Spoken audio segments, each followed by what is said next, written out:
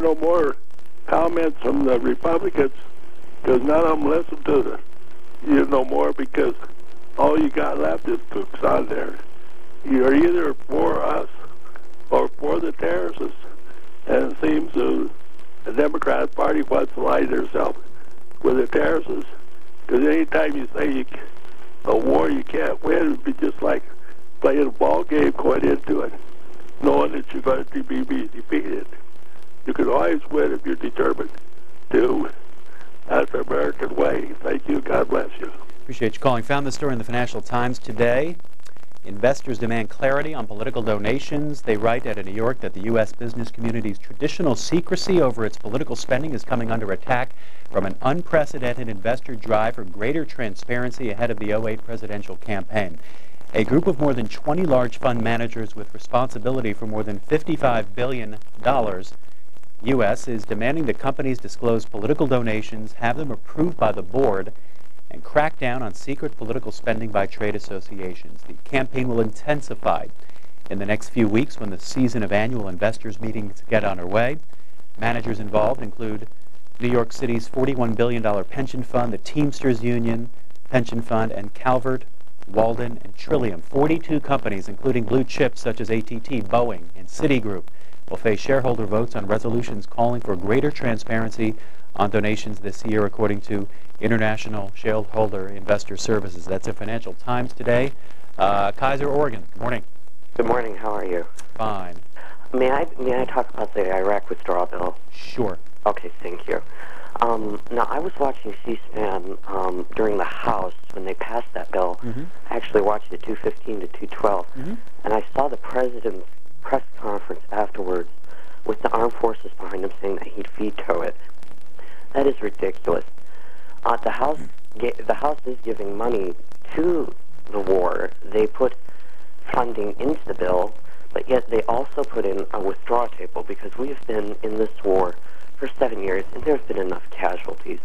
And he wants 20,000 more troops in there. That's 20,000 more casualties. And the Senate passed the same bill with yet just a little more information into it. I mean, the president's asking for a lot, and we're going to give him a lot, but yet we're going to do it just a little bit different. And I'm an independent, but I side with the Democrats like Bernie Sanders and Joe Lieberman, but I think both parties have yet the wrongdoings and the good doings. Yeah, both sides are right, but yet both sides are wrong. Thank you. Roxborough, North Carolina. Yeah, hi. Hi. You guys were, an earlier caller was talking about the press being biased towards the Democrats.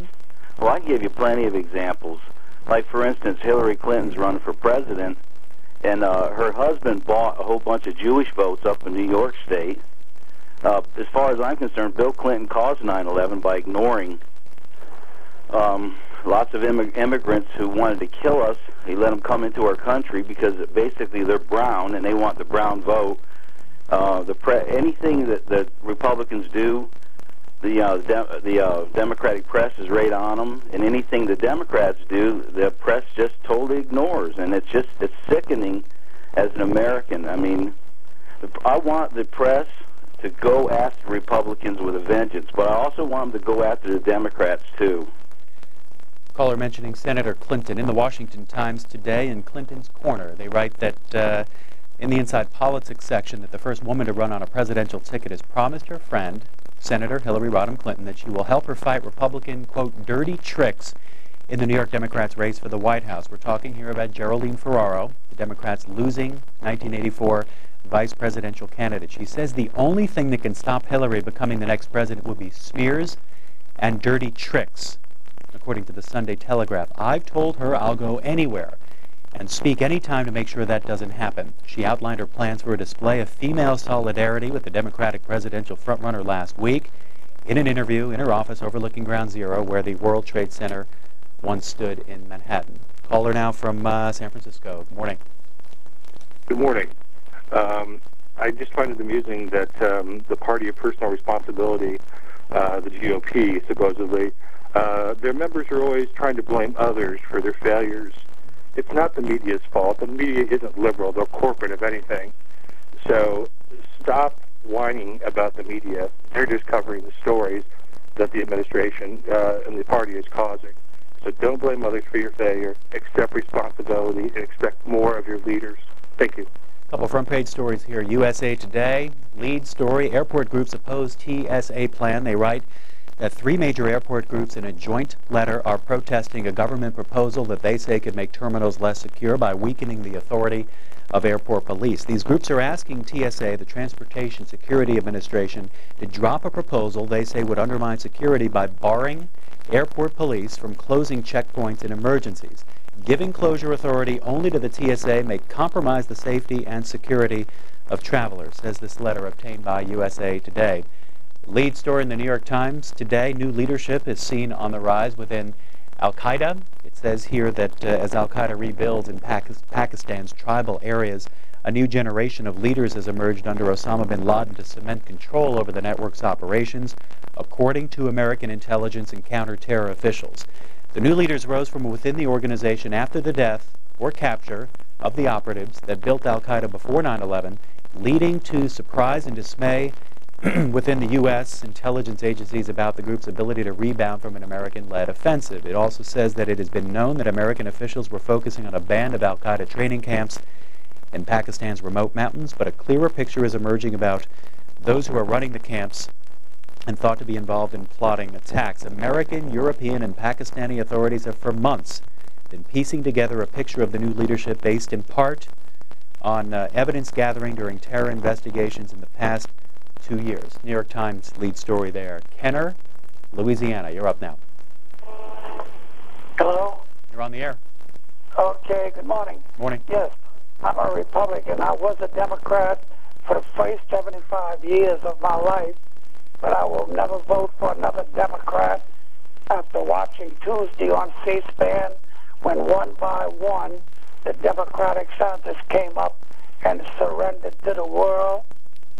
And I've been following presidential campaigns because since FDR, I watched FDR campaign for president on Movietone News. And that was before my house had a radio. Then I listened to his fireside chats. I went to Huey Long's funeral. My daddy was a Huey Long man, and I listened to all of Huey Long's speeches. And I will never, ever be involved with Democrats again. They really, I was ashamed. I grew up in the Ninth Ward in New Orleans during the Great Depression, and that's when people were patriots to this country. Edina, Minnesota, you are up now. Hi there. Hello. George is Humpty Dumpty, Pinocchio, and bait switch policies is to destroy the religious Middle East so that the West has a reason to control that last resource, main resource, it affects the world, instead of the people who own it. Saddam Hussein proved that a strong leader is needed to control the 3 sects, and they were not willing to fight among themselves until the great divider George Bush conned them into fighting and destroying their country as long as he stayed. When they voted and told him to leave, he told them they were wrong, that he needed more time to destroy their country. Some more from the front pages. Houston Chronicle writes that 1 in 3 jails in Texas are failing a state check. That's so far this year, and more than a fourth, including Harris County, failed last year. From an AP review of Texas Commission on Jail Standards records, when inspected, the jails range in population from 7 inmates to more than 9,000. Infractions range from mold to structural problems to inadequate staffing. 1 in 3 jails failing state check in Texas. Boston Globe lead story, mayor tries to quell fear after killings. Mayor Tom Menino attended Palm Sunday services in the city yesterday, trying to reassure people that Boston is safe. This city is working, he says. To 900 people gathered at Morningstar Baptist Church. There are good things happening. Let's not focus on negatives. He spoke several hours after Dwayne Graham, 18, of Hyde Park, who was shot in the head Friday while riding a city bus, was taken off life support Saturday night. Graham became the 16th homicide victim in the city this year. Boston had 10 homicides at this point last year. That's in the Boston Globe. The Detroit Free Press put this as its lead story, a slammin' good time. They give prominent coverage to 80,000 103 fans attending a WrestleMania match at Ford Field. That's the front page of the Free Press today. And the Atlanta Journal-Constitution talks about the state's child advocate wonders about a future. Dee Sims is out on a limb, and she may just have handed somebody a saw. Her term as government watchdog of Georgia's child welfare system expired 6 months ago, and it's now up to Governor Sonny Perdue to reappoint her again, or not. I don't know that he's made a decision on that. Perdue spokesman said it's not uncommon for appointments, particularly to important roles like this, to take a bit of time. For now, Sims remains at the helm of the Office of the Child Advocate with a $100,000 salary and a staff of 10. But after she released a withering report recently about Fulton County's child protection system, she has said she wonders if the governor will ask her to stay. Next call, Oklahoma City. Hi there. Yes, I'm calling in. I am just appalled by all of the actions going on in Paris, Texas. There was a story about this black woman who couldn't control her daughter, and they're saying there were all these protests down there. But if this was a white person, this would not be going on here. All these black people, all they want to do is start trouble in our states down here, and I think that segregation should have been the law of the land and should still be the law of the land, and we would not have all this mess going on. Kalamazoo, Michigan, our last call for open phones. Good morning. Morning. I'm so happy to have the opportunity to voice my opinion. I think your show is very, very non-biased, and that's just an answer to the people who call in and say that you're one side or the other. I think you're neither side. I wanted to say that I am a Democrat, and I have always been a Democrat, but I'll vote for who I want to when the time comes. This time I want to vote for Joe Biden. I don't see him get much press. I think he's an honest, upright statesman. I feel like he would represent our country very, very well, and I just don't know why more people aren't listening to him. He's quiet, soft-spoken. He's not bellicose like George Bush. He's not bellicose like a lot of people, even in the Democratic Party. Thanks for calling.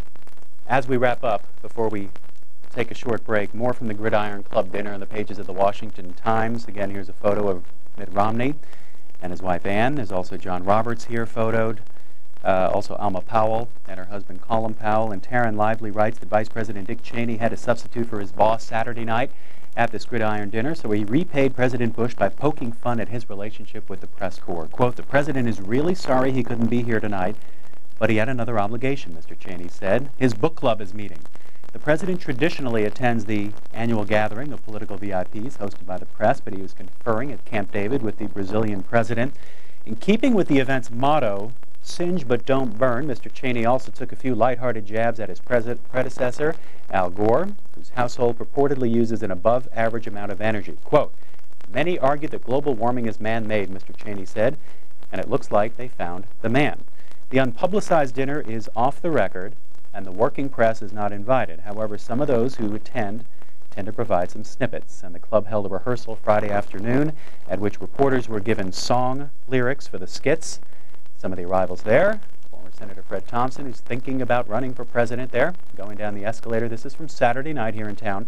At this dinner, Republican presidential hopeful Mitt Romney joked about his rivals and his Mormon faith, noting Rudy Giuliani's statement that if elected, he might let his wife attend cabinet meetings. Mr. Romney poked fun at the polygamy practiced by some Mormons and said, "If I adopt the same policy, we're going to need a heck of a lot more chairs in the cabinet room."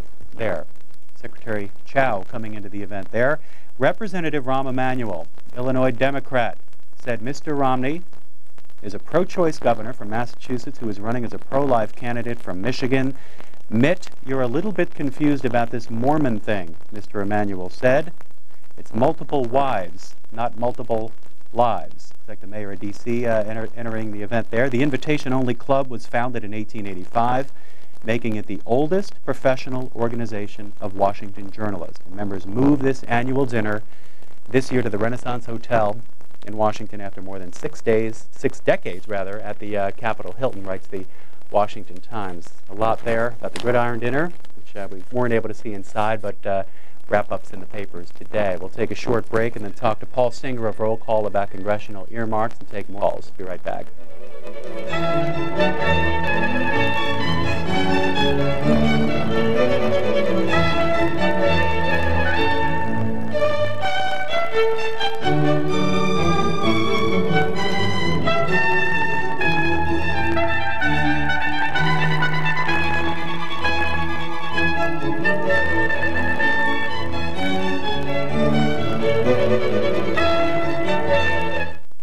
The Brookings Institution and the Cuba Study Group release results of a poll of Cuban Americans on opportunities for change in Cuba and the impact of the recent transition in leadership from Fidel Castro to Raul Castro. Live today at 11 a.m. Eastern on C-SPAN. Now at cspan.org, order your C-SPAN 2007 Congressional Directory.